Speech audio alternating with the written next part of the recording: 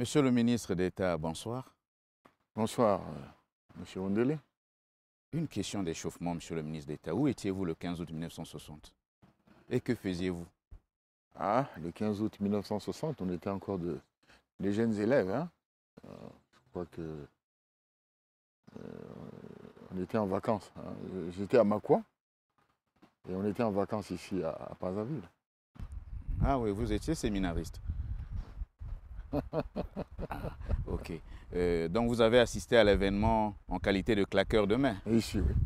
Vous y étiez quand même. Oui, Place de la mairie centrale où André Malraux, représentant le général ici de au palais Gaulle, du... prononçait, semble-t-il, ce beau discours. Hein, on nous a dit, nous n'avons pas suivi, mais on a dit que c'était un très beau discours Ah oui, d'André Malraux, avant la réponse de l'abbé Fulbert Hulot. oui. Ok. Alors, le 15 août 1960, donc, le Congo accède à l'indépendance. Et le 15 août 2020, cela fait exactement 60 ans que le pays est indépendant. En 60 ans d'indépendance, il y a eu des hauts et des bas. Nous avons connu 6 présidents: l'abbé Fulbert Hulot, Alphonse Massamba Deba, Marie Ngouabi, Jacques Joachim Yombi Opango, Pascal Lissouba, Denis Sassou Nguesso. Mais nous avons aussi connu des guerres. Il y a eu des moments gais, mais il y a aussi eu des moments peu flatteurs. Bref, il y a eu des côtés positifs, mais aussi des aspects négatifs. 60 ans après, s'il vous était demandé d'en tirer les leçons, que diriez-vous? Merci pour votre question qui est d'une certaine complexité aussi. À l'image de l'histoire du pays. Tout à fait, oui. Je disais que en fait, l'histoire rétrospective n'est rendue possible que par l'histoire qui est faite. Évocation pour évocation, il y a un risque. C'est celui de remuer le couteau dans les plaies d'un passé encore très présent.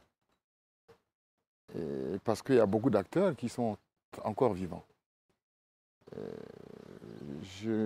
J'opte plutôt pour la lecture du passé, au présent, mais avec les yeux de l'avenir. Ça peut paraître compliqué. Et donc je crois qu'il faut soumettre le présent et l'avenir au flair de l'histoire. Parce que l'histoire a un flair. Bon, je ne fais pas pour autant l'apologie de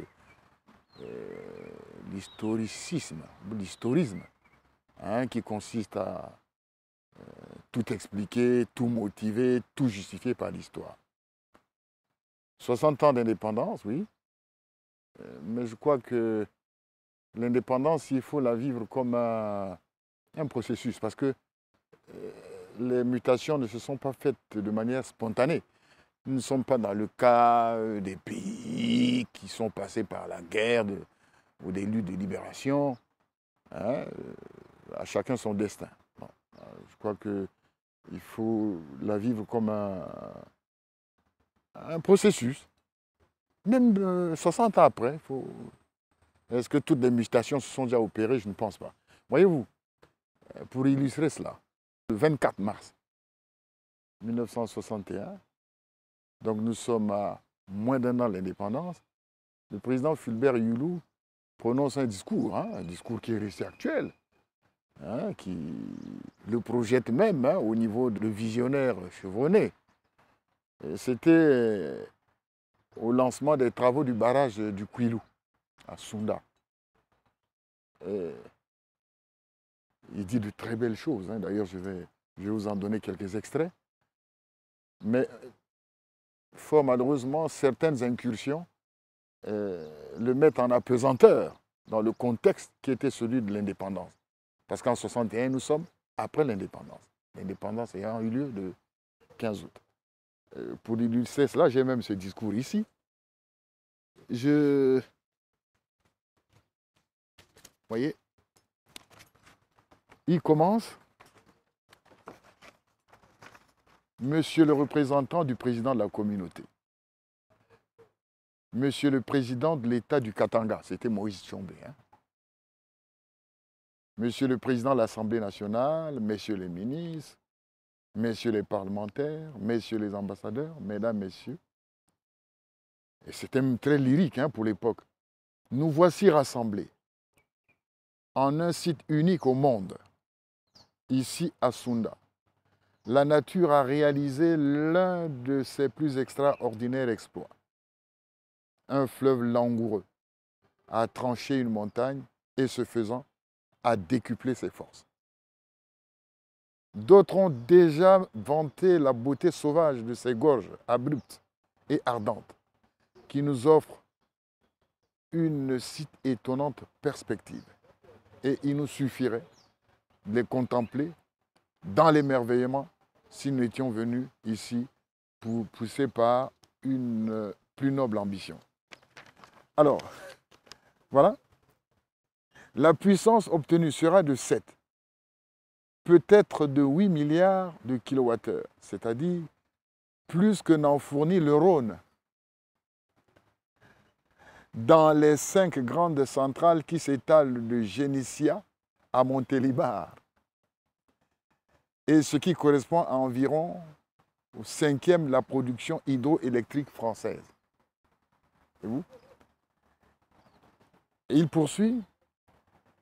À Pointe-Noire, les industries utilisatrices deviendraient ou devraient rapidement arriver à atteindre une production de 200 000 tonnes d'aluminium et de 300 000 tonnes de ferro-alliage. En outre, quantité d'industries annexes pourraient, grâce au courant à bas prix, trouver avantage à s'installer. Toutes ces prévisions ne sont pas contestées. Ce sont des certitudes, il n'y a pas d'écho discordant sur le Kouilou. Mais après, M. Perrin, membre de l'Institut, vice-président et directeur général du GIN, a toujours estimé que le site du Kouilou était le plus favorable parmi les sites actuellement connus dans le monde.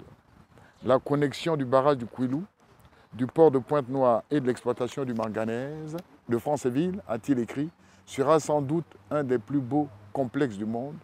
Je souhaite que la France profite des énormes possibilités qui lui sont offertes, mène à bien cette entreprise dans les plus brefs délais, car il importe dans ce genre de compétition internationale d'arriver parmi les premiers. La France. Et il termine d'ailleurs. La France étonne parfois ses amis.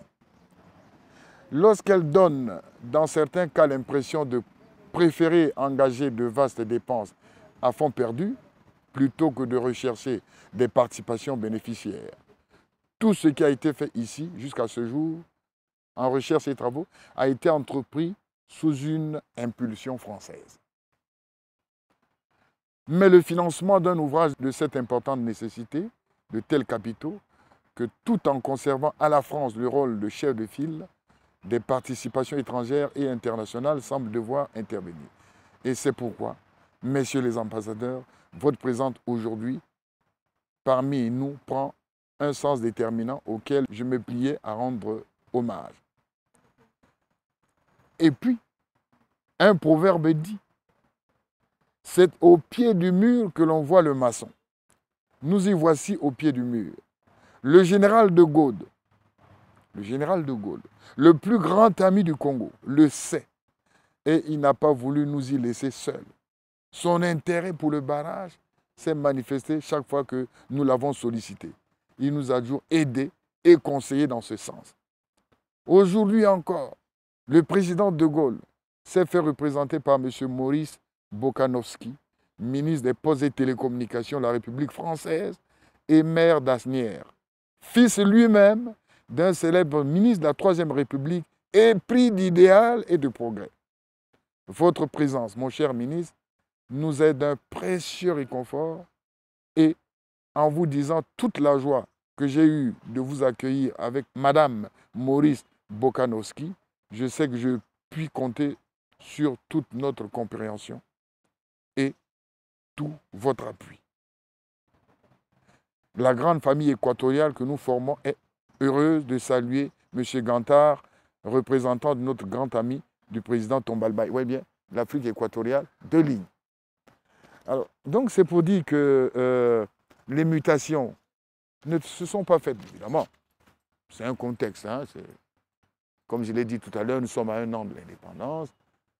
Est-ce que ces pesanteurs ont disparu même 60 ans après? Pour les téléspectateurs, oui. Vous avez semblé dire que les conséquences de ce discours étaient plutôt incalculables. Parce que vous avez dit que ce n'était pas bon dans le contexte d'alors. Non, je n'ai pas dit incalculable. J'ai dit le président Hulot s'est présenté là comme un visionnaire, chevronné. Mais il y a eu ces incursions, malheureusement, qui l'ont mis en apesanteur. Mais le côté malheureux, parce que la citation est longue pour les téléspectateurs, le côté malheureux, c'est lequel? Ce discours-là a produit quel effet? Vous sentez qu'il y a eu l'indépendance, mais il y a un peu comme ce complexe. Hein? On est là comme la France. Partez, mais restez quand même, on a encore besoin de vous. Oui. Pour simplifier les choses. Bon. L'indépendance n'était pas non plus une rupture totale, non, je crois. Mais vous sentez là qu'on a encore ce complexe de la France, du tuteur. La survivance du pacte colonial. Exactement. Vous voyez, les décennies de colonisation, on ne peut pas comme ça s'évaporer sans laisser de séquelles. C'est pas possible. Donc, et même 60 ans après aujourd'hui, hein, on a des Congolais qui ne jugent que par la France, voyez-vous, qui ont même choisi la nationalité française, voyez-vous. Ils vous parlent mieux des Champs-Élysées que de boulevard Alfred Raoult, vous comprenez. Donc, c'est pour dire que l'indépendance, il faut la vivre comme un processus qui peut s'étaler comme ça sur plusieurs années, je crois. Bon, maintenant, tout à l'heure, je parlais de la lecture de l'histoire ou du passé au présent avec les yeux de l'avenir, hein, absolument soumettre l'avenir et le présent au flair de l'histoire. Je vais l'illustrer par quelques exemples que j'ai choisis comme ça. Il a existé dans ce pays, ou ici à Brazzaville, une piscine dite piscine Caïman. La piscine Caïman. Monsieur Marcel Ibaliko, alors président de l'Assemblée, un jour s'y rendit, n'est-ce pas, pour aller faire de la natation, hein, sport médicament qu'a dû lui prescrire certainement son médecin traitant. Dès que monsieur Ibaliko s'est pointé à la piscine Caïman, tous les ressortissants européens qui s'y lavaient, qui s'y baignaient, ont déserté les lieux. Ont déserté les lieux. Évidemment, la nouvelle a couru, hein, Brazzaville était en émoi. Et le président Hulot, ici, d'ailleurs, en ces lieux, alerté, a pratiquement ordonné la fermeture de la piscine Caïman. Je crois que son courroux a été temporisé par l'ambassadeur de France à l'époque. Alors, ça se passe en 1961, 1962. Ils avaient cru voir un serpent dans les temps. Et voilà, vraiment, je crois que la présence d'un noir à ces endroits n'était pas si bien tolérée. Ben, aujourd'hui, 60 ans après, ou une cinquantaine, plus de 50 ans après, au même endroit, se dresse un immeuble majestueux. C'est le siège de la BSK. L'immeuble magnifie le rapprochement des humains, hein, à travers la coopération gagnant-gagnant entre les États. Voyez-vous, au même endroit. C'est là où se situe le siège de la BSK. Qui fut le symbole du racisme en son temps. On n'a pas peur des mots. Je ne dis pas que symbole de racisme, au moins en ces lieux étaient infestés par les germes de comportements irrationnels, pour ne pas dire racisme honteux. Oui, est-ce que tout cela était révélateur, annonciateur, hein? Cet incident était annonciateur d'événements plus heureux. Je vous ai dit tout à l'heure que je ne fais pas l'apologie de l'historicisme. Un deuxième cas, le 22 février, le lieutenant Diawara, 1972. 72. Vous faites bien de me le rappeler. Le lieutenant Diawara s'empare de la radio et de l'aéroport de Brazzaville. Il était membre du bureau politique du parti unique, le PCT. alors que le président Marien Ngouabi se trouvait en mission à Pointe-Noire.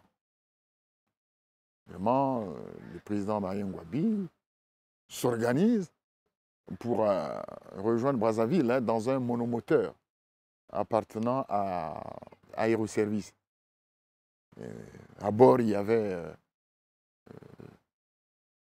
le capitaine Louis-Sylvain Goma, le capitaine Denis Sassou Nguesso,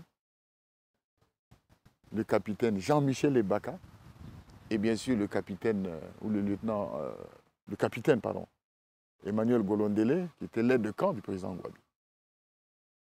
Ça se passe le 22 février. Ils arrivent,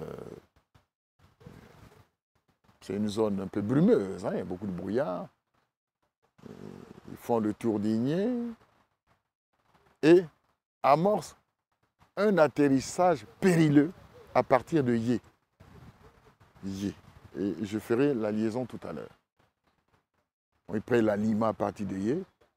Périlleux parce que, bon, on est quand même sur une route avec les nids de poules, les accotements des arbustes. Enfin, tant bien que mal, ils atterrissent et ils roulent et vont s'immobiliser à Igné. Et pour l'histoire, parce que, vous voyez, quand on fait des témoignages, on ne vient pas brasser du vent. Hein. Comme ça, la fois passée, vous m'avez même interrompu alors que j'étais en train de lire quelques archives. C'était pour vous permettre de rebondir. De rebondir, bon. Ah ouais. Alors, je vais vous lire comment M. Kinzé Martin. Kinzé Martin, c'est un agent des eaux et forêts à qui le président Marien Ngouabi avait remis un message pour aller remettre au chef d'état-major général qui fut le commandant Joachim Yombi Opango. Alors, je lui avais à l'époque demandé d'immortaliser l'événement dans un rapport hein, écrit, il est là, manuscrit. Alors, il dit ceci.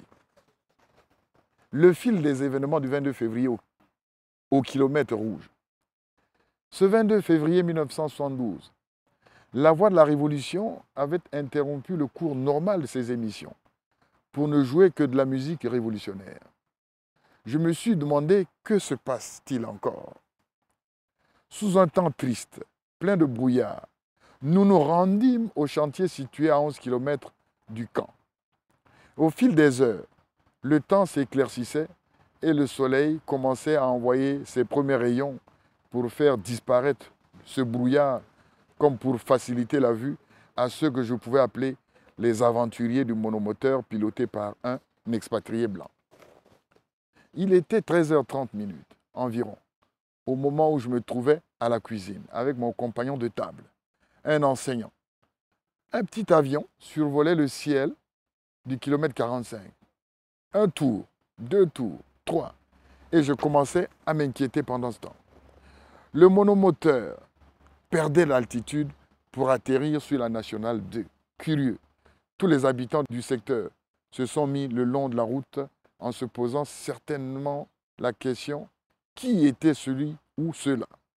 Personnellement, l'idée qui me revenait à la tête était celui des hommes politiques qui pouvaient être en fuite compte tenu de la situation précaire dans la capitale. J'étais moi aussi prêt à fuir. L'avion s'immobilisa et le premier sorti était le camarade du président Marien Ngouabi et sa suite après. La population était enchantée. J'étais à 10 mètres. La délégation se dirigeait vers moi pour prendre ensuite la direction de ma case. Le coin n'était pas étrange pour le président Marien Ngouabi pour la simple raison qu'il venait souvent en week-end. La porte de ma case était ouverte, comme pour dire « Entrez, camarade président ». Sans hésitation, toute la délégation s'est introduite, mais je me suis rendu compte que j'avais même oublié ma marmite au feu. J'ai aussitôt couru à la cuisine pour fermer le gaz, aussitôt entré, ma Vespa était là, si elle était une personne. Le premier interlocuteur du camarade président Marien Ngouabi qui me posait la question suivante. Question. À qui appartient cet engin? Réponse. À moi, camarade président. Question. Elle marche? Réponse. Très bien.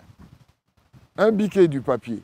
Aussitôt dit, aussitôt exécuté, un message écrit par lui-même en langue maternelle était adressé à un haut cadre de la PN, l'Armée populaire nationale, et à remettre à l'état-major général. Il me remit le message et dit « Va, brave militant, je compte sur toi. Avale ce papier en cas d'ennui. » Depuis ce matin-là, n'avait pas du tout fait son apparition, n'a pas désobéi. Et au quart de tour, le moteur a dit oui, je suis prêt pour la mission. Alors, Vous ouais, avez le mot, l'auteur? mais voilà, le mot, Kinzé Martin, il est mort, paix à son âme. Alors, le mot écrit par Marien Ngouabi, il avait écrit en langue maternelle, dit-il, Tindambori et Kobanga Lokoro, Kiapam Obala. C'est-à-dire, envoie-moi les militaires me chercher. Vite. Kiapamo, ça veut dire. Efforce-toi. Hein, ne Si dégonfle pas. Ouais, Tiens bon. efforce-toi. Marien Ngouabi. Alors, j'ai fait cette évocation pour dire que, vous voyez, il y a près de 50 ans, nous sommes en... On ne va pas vous interrompre. Oui, oui. Est-ce que ce fut fait? Oui. Il a écrit, il a envoyé à son chef d'état-major. Oui. Est-ce qu'il y a eu une réaction immédiate? Ah oui, oui, dès que le mot est arrivé, hein, les militaires sont partis et puis le président Marien Ngouabi, avec une sémie lui-même, enfin au retour, hein, au volant de la Jeep, avec à bord les autres de ses compagnons. Hein. Comme je l'ai dit, lui, Sylvain Goma, le capitaine Denis Sassou Nguesso, Jean-Michel Ebaka, puis Emmanuel Ngolondele Mongo. Et est-ce que vous pouvez continuer donc la philosophie de tout cela? La philosophie de tout ça, c'est pour dire, voilà, nous sommes passés d'un drame manqué en 70, 72 à une euphorie. Parce qu'au même endroit, à Yé, pourquoi Yé aujourd'hui, c'est le confluent, entre guillemets, pour ne pas dire le point de jonction, la nationale 2 et de la route Brazzaville-Pointe-Noire, la nationale numéro 1. Et vous? Et à l'inauguration de la nationale, enfin de cette route lourde, hein, je crois que ça devait se passer le 2 avril. Aïe, c'était le 1er mars 2016 par le président de la République, Denis En Sassou tout cas, l'inauguration de la route. Voilà. Oui. Les larmes se confondaient avec la sueur, hein, heureusement d'ailleurs. Et j'ai comme senti le flux d'une émotion lointaine, hein, traverser le courant du temps, enfin le fil conducteur du temps, pour venir éclairer l'ampoule de souvenir dans la voûte du présent. Et vous, j'ai été très ému, hein, que d'un drame manqué en 72, que 40 ans après, ce soit l'euphorie à cet endroit. Je crois que chacun vit les événements un peu à sa manière. Voyez-vous? Et c'est pourquoi j'insiste encore sur la nécessité de lire le présent, le passé plutôt avec les yeux de l'avenir. Parce que la nationale numéro 1 pour nous, hein, le tracé classique, c'est bien Mindouli, Kinkala, Brazzaville. Mais personne n'imaginait que ce serait là le nouveau tracé de la route lourde de Brazzaville-Pointe-Noire. C'est là le point de jonction, à Yé. Et voici ce qui s'est passé à Yé, il y a 48 ans. Voilà. Monsieur le journaliste, je crois que je ne vais pas prendre tout le temps pour moi s'il fallait parler de l'histoire. Je vais prendre un dernier élément. Brazzaville a failli être débaptisé à la mort du président Marien Ngouabi.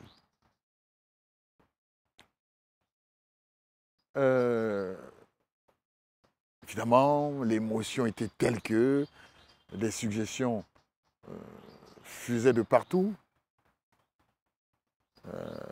Nous reçûmes beaucoup de suggestions et celle qui retint le plus notre attention fut celle du professeur Pascal Lissouba. Voici ce que écrivait le professeur Pascal Lissouba le 19. Hein, l'assassinat du président Marien Ngouabi a eu lieu le 18 mars. Et le 19, le professeur Pascal Lissouba écrivait ce mot. Aux camarades commandants, chef d'état-major général. Camarades, j'étais loin de m'imaginer situation si dramatique. Ce deuil qui frappe la Révolution est aussi mon deuil. J'ai une fille dont la mère est cousine de celle de l'illustre disparu. Cette terreur individuelle, ce crime crapuleux, gratuit, inutile, me remplit d'horreur. J'ai peur pour notre pays, car les premiers l'ont profondément divisé. Celui-ci les dépasse tous. Serait-ce assez que de demander l'immortalité de notre vaillant camarade? À l'issue du deuil, Brazzaville devrait avoir vécu pour Ngouabiville. Puisse votre sagesse contenir tout cela. Pour ma part et pour l'heure, je joins mes pleurs à ceux de la nation. Professeur Pascal Lissouba.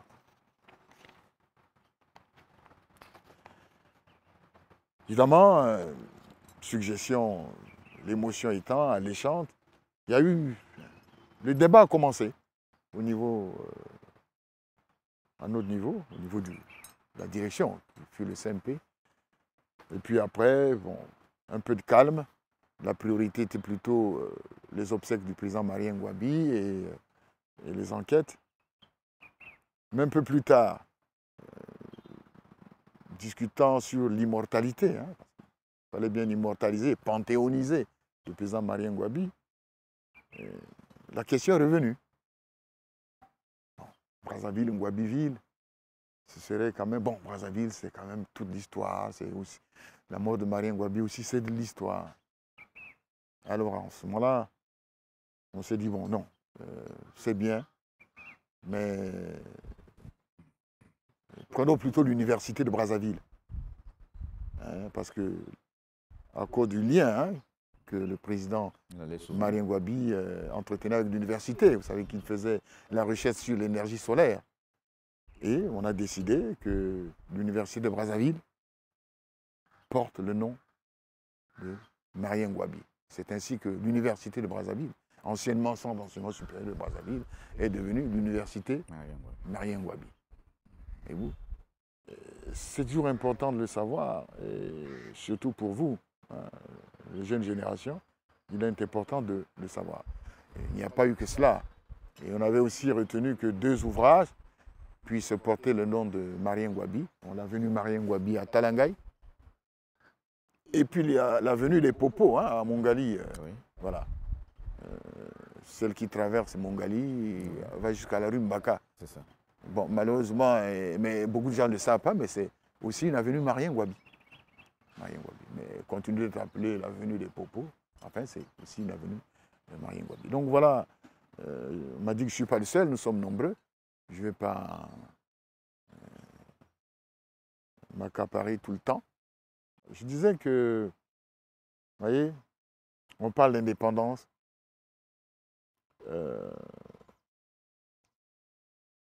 Elle va de pair avec la souveraineté. L'indépendance, oui. Et la souveraineté serait perpétuelle, dit-on, la République. Est-ce qu'aujourd'hui, nos États sont-ils souverains? Dans un monde tiraillé par un rapport de force en faveur des grands, sommes-nous véritablement souverains? Indépendants, nous le sommes, oui. Mais souverains, on peut disserter longtemps, sur beaucoup de pages. Je vous donne le sujet. Monsieur le ministre d'État, sommes-nous souverains? Avez-vous déjà commencé à écrire vos mémoires? Mes mémoires? Sinon, nous solliciterons le Nkwembali pour vous inspirer. Bon, mais enfin, vous savez, c'est... On peut écrire, mais on n'écrit pas tout.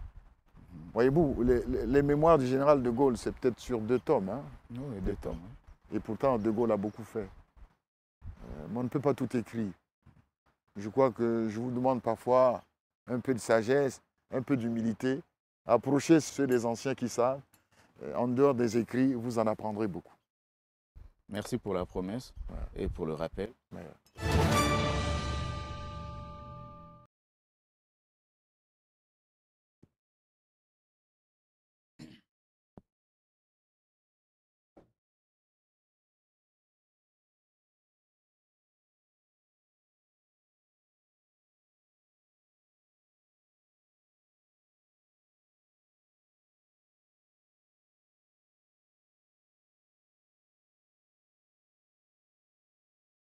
Monsieur le ministre d'État, vous avez suivi avec nous cette image que vous inspire ce que nous appelons dans le jargon journalistique ce muet.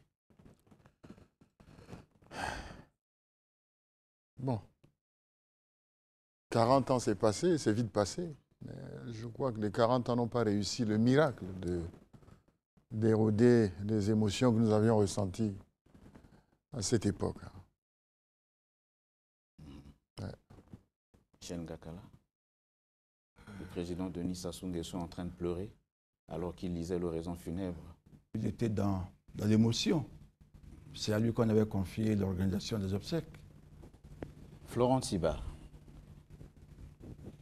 le 18 mars 1977, le président Marien Ngouabi est assassiné. Un comité militaire du parti est mis en place, nous l'avons dit. Et ce comité militaire est destitué le 5 février 1979. Ben, c'est bien ce genre d'émission. Vous savez que je vais peut-être introduire mon propos par quelqu'un qui n'a rien à voir avec le 5 février. J'ai ici Cicéron. Et qui dit si bien que l'histoire est le témoin des siècles, le flambeau de la vérité, l'âme du souvenir, l'écho de la vie, l'interprète du passé. Historia magistra vitae, disait-il en latin. Et il parle de la vérité, vous savez, mais la vérité est fille du temps. Nous allons tout à l'heure faire une évocation. Nous allons utiliser des mots, M-O-T-S pour expliquer des mots, M-A-U-X. Mais comme disent les juristes, durer la loi, mais c'est la loi. À leur instar, je dirais durer l'histoire, mais c'est l'histoire. Alors, ici, nous sommes 3. En réalité, nous serons 4. 4 pas avec un esprit, hein, mais avec des archives. Et qui vont parler de la documentation, qui va parler autant que nous, sinon plus que nous. Parce que, dit-on... Pourvu que nous sachions la consulter. Oui, je vous assure. On prendra tout le temps. Comme qui dirait, qui prouve trop. C'est vrai, ne prouve rien, mais qui ne prouve rien, ne trouve rien non plus. Monsieur le ministre d'État, est-ce que c'est pour nous dompter déjà au point d'accepter docilement ce que vous allez dire ou vous voulez... Voilà. C'est une sorte de dissertation qui ouvre cette émission. Dissertation, il faut bien disserter, atterrissage en douceur. Parlez-nous quand même de la chronologie des faits. J'en viens, vous êtes si pressé. Donc le 18 mars, nous revenions de l'hôpital militaire. Quand je dis nous, c'est le commandant Sassou Nguesso, ceux qui l'avaient rejoint, quelques cadres et quelques militants, à l'hôpital militaire pour aller voir ou se convaincre de la mort du président Marien Ngouabi à la suite de blessures par balle. Nous sommes repliés sur le quartier général, où se trouvait bien sûr le ministère de la Défense. Je signale qu'à cette époque, le commandant Sassou Nguesso est ministre de la Défense chargé de la commission permanente à l'armée. Nous nous sommes donc repliés au siège du ministère de la Défense. L'émotion était à son paroxysme. Heureusement que l'inspiration n'était pas la ménopause. Évidemment, on était tous inconsolables et pourtant il fallait affronter cette situation gravissime. Le premier réflexe était de convoquer l'état-major spécial révolutionnaire. À l'époque, l'état-major spécial révolutionnaire faisait office de bureau politique. Il comprenait donc le camarade Marien Ngouabi, le commandant Denis Sassou Nguesso, il y avait le camarade Jean-Pierre Tchikaya, il y avait Louis-Sylvain Goma, Jean-Pierre Gombe. Ils étaient 5. Alors, la décision ainsi prise, un Fokker 27 de Dina Congo s'envole pour Pointe-Noire pour aller chercher le camarade Tister Chikaya et Louis-Sylvain Goma qui s'y trouvait en mission. Un autre aéronef s'en va à Ouando, prendre le colonel Joachim Yombi Opango, Maman Mboalé, hein, la mère du défunt président, et quelques proches parents du président Marien Ngouabi. Ils sont arrivés, 18h, réunion d'état-major spécial révolutionnaire.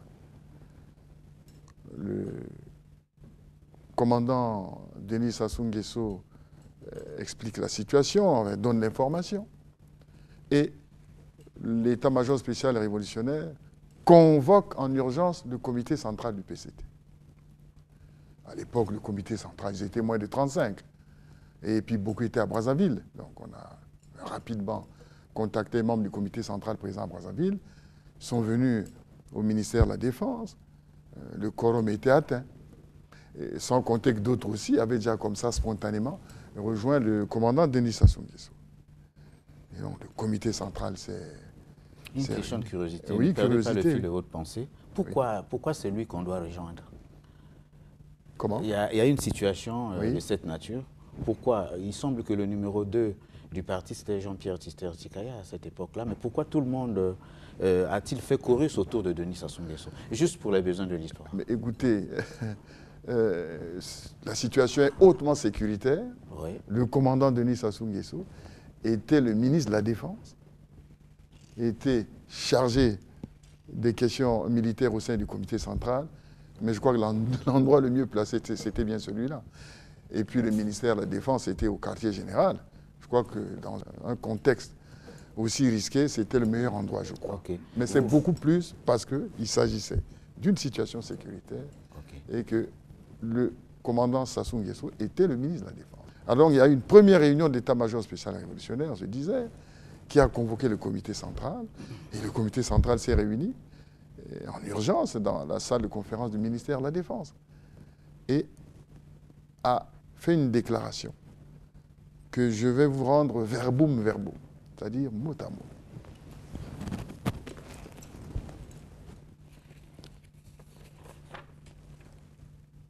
Et ce communiqué, cette communication a été lue au micro de Guy Noël Sam pour le compte La Voix de la Révolution par le commandant Sassou Nguesso. Peuple congolais, il y a quelques jours, le chef de la Révolution, le camarade Marien Ngouabi, annonçait au cours du meeting marquant la célébration de l'an 12 de l'Union révolutionnaire des femmes du Congo, place de l'hôtel de ville de Brazzaville, la tenue très prochaine des assises du 3e congrès extraordinaire de notre jeune et dynamique parti, le Parti congolais du travail. Chaque Congolaise, chaque Congolais sait que le 3e congrès extraordinaire du parti devait doter notre pays d'institutions révolutionnaires stables afin de donner un élan nouveau à la lutte de libération que mène notre peuple. Mais l'impérialisme aux abois, dans un dernier sursaut, vient par l'entremise d'un commando suicide d'attenter lâchement à la vie du dynamique chef de la révolution congolaise, le camarade Marien Ngouabi, qui a trouvé la mort au combat, l'arme à la main, le vendredi 18 mars 1977 à 14h30. Aussi, compte tenu de la situation qui prévaut, le comité central du Parti congolais du travail a-t-il décidé au cours de sa réunion de ce jour de déléguer plein pouvoir à un comité militaire du parti composé de 11 membres qui aura pour tâche de préparer les obsèques nationales, de gérer les affaires d'État et d'assurer la défense, la sécurité du peuple et de la révolution, et ce jusqu'à nouvel ordre. Le comité militaire du parti invite le peuple à redoubler de vigilance et à sauvegarder par tous les moyens la révolution et l'unité nationale pour lesquelles le président Marien Ngouabi a donné sa vie. Un deuil national est décrété pour une durée d'1 mois à compter de ce jour, vaincre ou mourir, tout pour le peuple, rien que pour le peuple. Nous sommes là. Et le même jour, parce que le communiqué a été lu le soir, mais publié le matin. Et le lendemain, le 19, le camarade Tister-Tchikaya prend un acte, en tant que bien sûr permanent du parti, acte numéro 5, PCT, du 19-3-1977, portant création du comité militaire du parti et fixant ses attributions. Le comité central du Parti congolais du travail, vu les statuts du Parti congolais du travail, notamment en son article 1, vu le règlement intérieur du comité central du Parti congolais du travail, notamment en son article 13, alinéa 2, vu les nécessités de la révolution, décide, article 1er, il est institué un comité militaire du parti composé de 11 membres. Le comité militaire du parti reçoit délégation de plein pouvoir du comité central du Parti congolais du travail pour 1. Préparer les obstacles nationaux du président du comité central du Parti congolais du travail, président de la République, chef de l'État, président du Conseil d'État. 2. Coordonner les activités du parti, gérer les affaires d'État et assurer la défense du peuple et de la révolution, le tout jusqu'à nouvel ordre. Article 3. Des actes du comité militaire du parti détermineront les modalités de fonctionnement des organes du parti et de l'État. Article 4. Le présent acte prend effet à compter de ce jour et sera diffusé selon la procédure d'urgence. Fait à Brazzaville le 19 mars 1977 pour le comité central du Parti congolais du travail, le permanent Jean-Pierre Tister Chikaya. À 10h, c'est-à-dire le 19, le Premier ministre, donc Louis-Sylvain Goma, reçoit les ambassadeurs et les chefs de mission diplomatiques. Et il fait une communication qui n'a duré que 3 minutes. Je vous la lis. On la lira peut-être bientôt. Pour l'histoire, je crois que pour l'histoire, voyez, il ne faut pas faire une restitution rocambolesque de l'histoire. Est-ce que vous êtes sûr que tous ces actes que vous êtes en train de lire auront un impact sur le déroulement de cette émission? Tout à fait. Tout à fait. Si c'est cela, donc je peux le lire. Messieurs les ambassadeurs et chefs de mission diplomatique, au nom du comité militaire du parti, mis en place dans la nuit d'hier par le comité central du Parti congolais du travail, avec délégation de tous ses pouvoirs, et au nom du gouvernement, nous avons le très douloureux devoir de vous annoncer officiellement la mort brutale du camarade Marien Ngouabi, président du comité central du Parti congolais du travail, président de la République, chef de l'État. Cette mort du chef de la révolution congolaise, perpétrée par l'impérialisme et ses valets, est survenue hier, vendredi 18 mars 1977 à 14h30 dans sa résidence d'état-major. Ce forfait a été commis par l'entremise d'un commando suicide de 4 personnes. 2 éléments du commando ont été abattus et les 2 autres sont en fuite. La douleur du peuple congolais tout entier est très profonde, en perdant ainsi brusquement le digne fils de la révolution congolaise, le camarade Marien Ngouabi. Je vous demanderai de vouloir bien transmettre cette pénible nouvelle à tous les chefs d'État et de gouvernement que vous avez l'honneur de représenter en République populaire du Congo. Le déroulement des obsèques nationales vous sera communiqué ultérieurement. Je vous remercie. Brazzaville, le 19 mars 1977, oui. Oui, à ce niveau-là. Mais il faut restituer l'histoire. Est-ce qu'à ce niveau-là, vous pouvez vous affranchir de la documentation et nous parler sincèrement? Mais j'en viens. Oui. Alors, en ce moment-là, c'est inutile d'organiser ce type de... Nous le disons parce qu'il y a eu des forums ici, à commencer par la conférence nationale, où, disons, le 5 février a été interprété comme un coup d'État, comme un coup de force. Mais il faut remonter aux origines. Et les origines, c'est celle-ci, M. Ondele. Voyez-vous? Si ce n'est pas ça, je ne serais pas venu témoigner. Vous voyez bien que le comité central met en place le comité militaire du parti, mais ne l'a pas structuré. Et c'est là que le marxisme est rejoint par nos traditions, parce que dans nos familles, quand il y a décès, qu'est-ce qui se passe? Il y a quelqu'un de la famille, je vais dire, qui est responsabilisé pour gérer les obsèques, conduire la famille jusqu'aux funérailles du défunt. Oui. Et les questions de succession ou les questions d'héritage sont vues après l'enterrement. Et c'est ce que le comité central a fait. Et le commandant Sassou Nguesso, en tant que ministre de la Défense, a joué ce rôle. Le comité militaire n'était pas structuré. Voilà. Donc, il est important de le dire. Et il l'a fait parce que, comme je l'ai dit, la situation était hautement sécuritaire. Il était le ministre de la Défense et il était le chef de la commission spécialisée du comité central des questions de sécurité et de défense. Oui, vous avez parlé d'un vide. Un vide. On a mis en place le comité militaire du parti, on n'en a pas désigné les membres. C'est ce que vous venez de dire. Posez-moi la question, je vous dis. Mais elle vient d'être posée. Ah bon? Oui. Ah ben, je n'ai pas suivi. Mais évidemment, il y a eu 11 membres. Hein. Le comité militaire, il y a eu, je crois, bien sûr, le commandant Denis Sassou Nguesso, le colonel Yombi Opango, il y a eu, je crois, le commandant Ibaka, le commandant Mbia, le commandant Pascal Mbima, et dans les capitaines, il y a eu le capitaine Okongo Nicolas, le capitaine François-Xavier Katali, le capitaine Anga, et puis le capitaine Florent Siba. Le commandant Raymond Damas Ngolo. Voilà. Mais pourquoi hésitez-vous à prononcer votre propre nom? Il semble que vous y êtes arrivé par des voies détournées. Ah non. Votre nom, il semble que votre nom ne figurait pas sur la liste initiale, mais quand vous lisiez le communiqué, vous avez ajouté votre nom au stylo. Ah non, non, non. Ça, c'est les laves d'un grossier mensonge. Hein? Que s'était-il passé réellement? Mais voilà. Effectivement, initialement, le chiffre était 10. Voilà. Hein, n'est-ce pas? Mais le commandant Denis Sassou Nguesso a estimé qu'il fallait plutôt le porter à 11 parce qu'il se pourrait qu'il y ait eu des décisions à prendre par voie de vote. Alors, quand on passe parfois par le vote, il faut bien que le nombre soit impair. Oui. Et c'est pour ça qu'on est passé à 11. Ben, il a décidé que ce fut moi. J'étais son directeur de cabinet.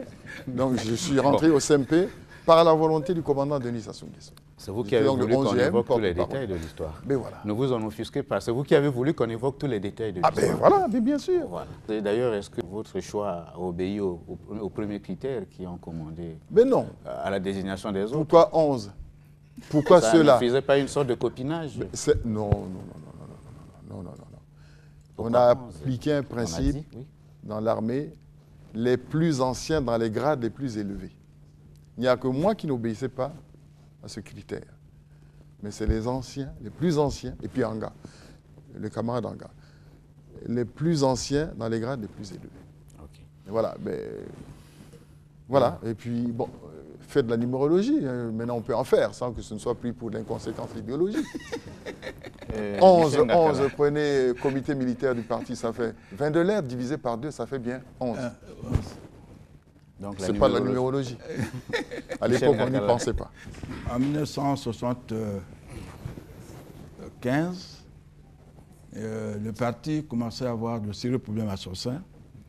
Et le camarade Mariam Gwabi s'était rendu compte que, dès que je suis parti, il y avait deux démarches qu'ils avaient initiées. La première, c'est la dissolution du bureau politique pour installer l'état-major spécial révolutionnaire.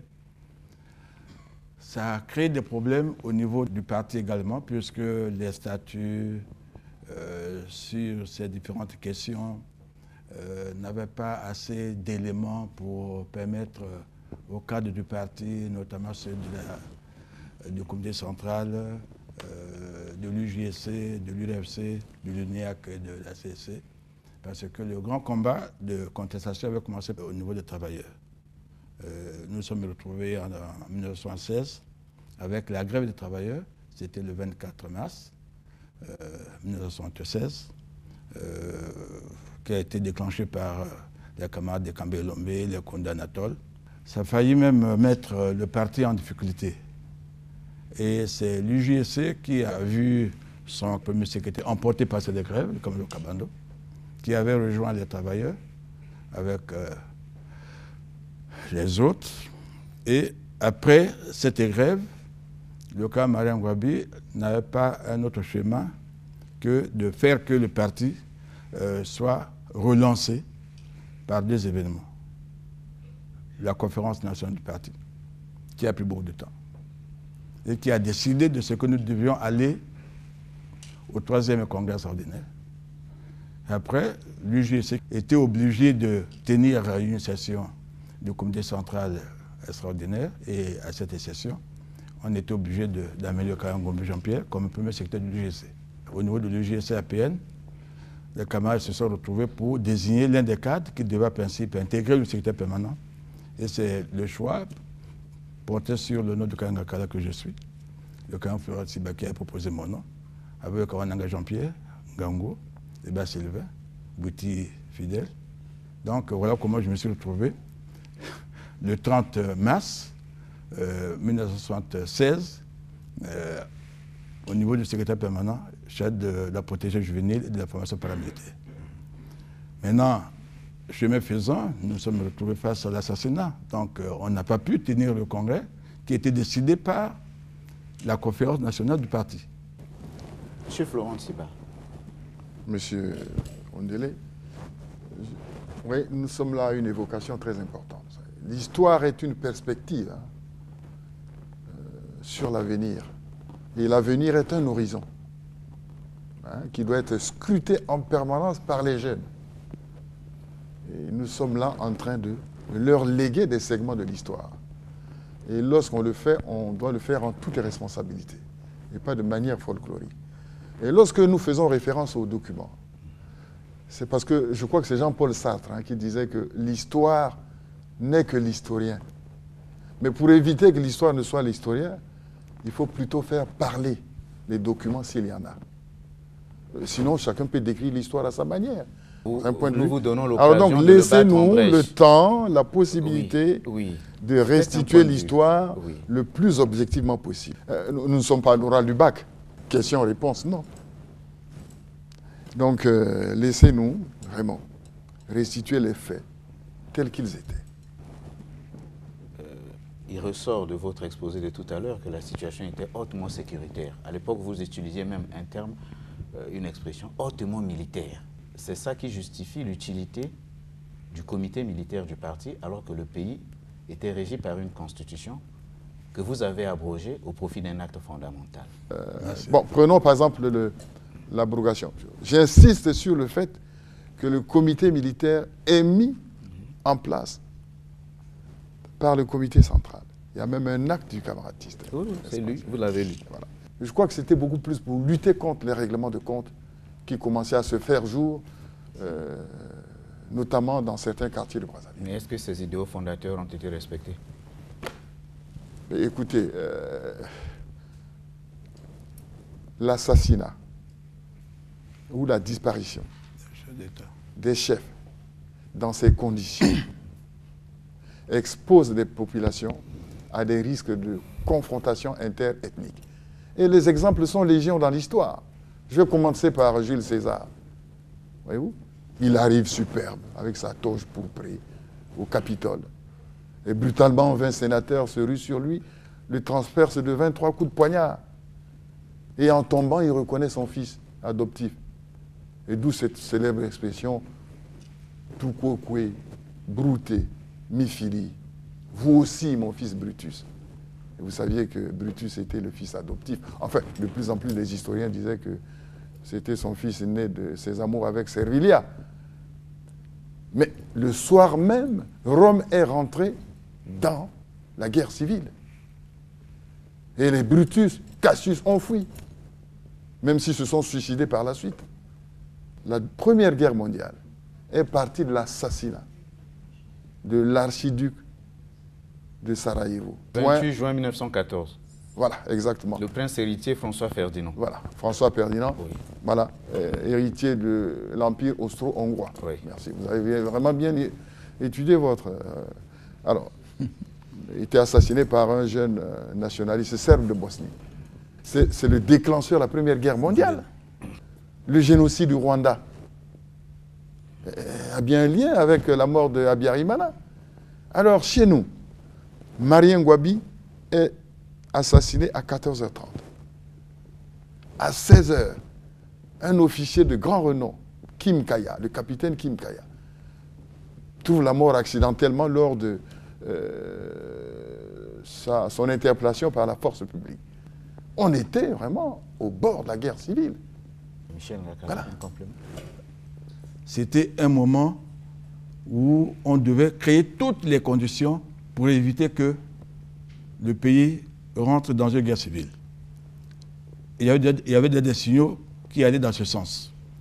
Raison pour laquelle le comité central du parti, qui a mis en place le comité militaire du parti, a tenu compte de cette situation et de la présence du colonel Yombi avait sa place dans ce comité militaire du parti.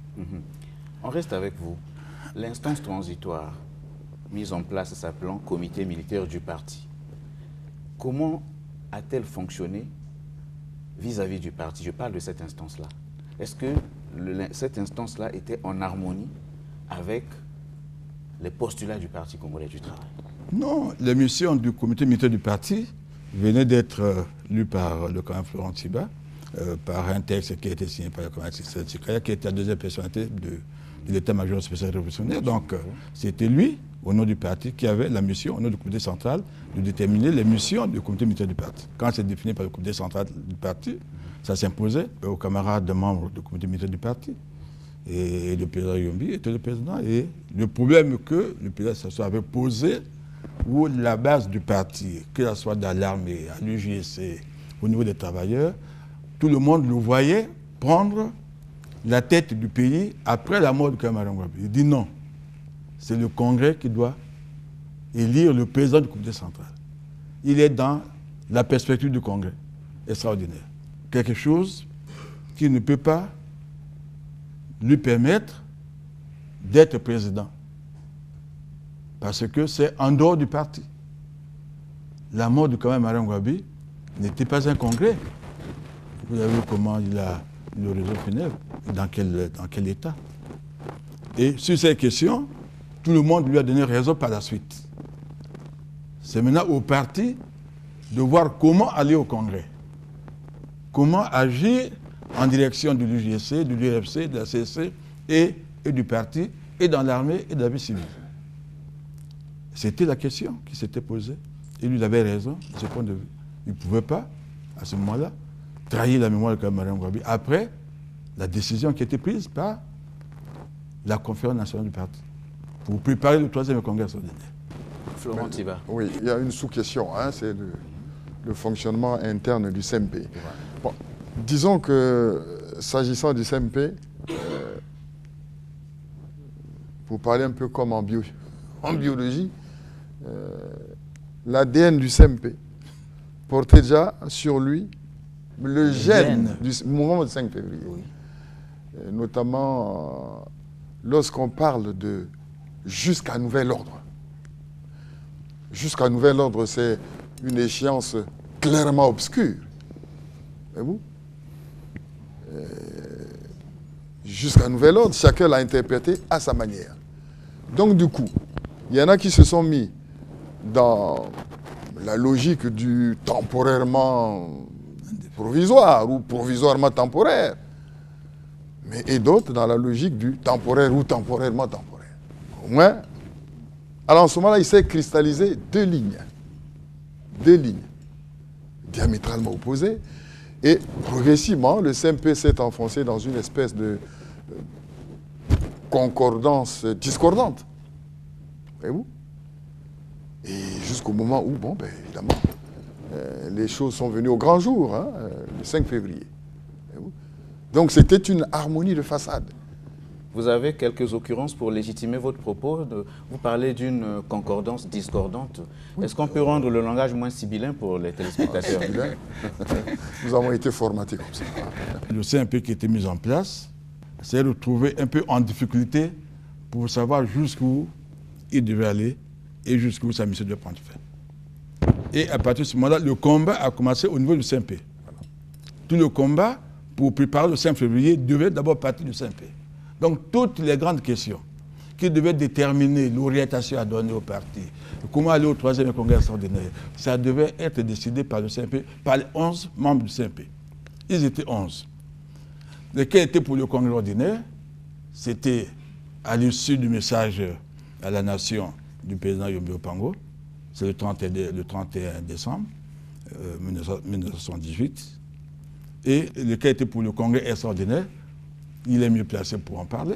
C'est à ce niveau-là que tout était ficelé.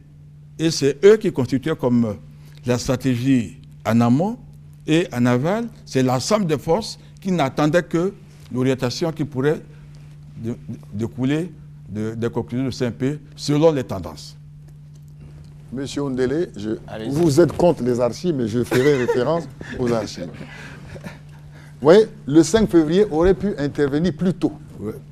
Même en 1978. Ouais.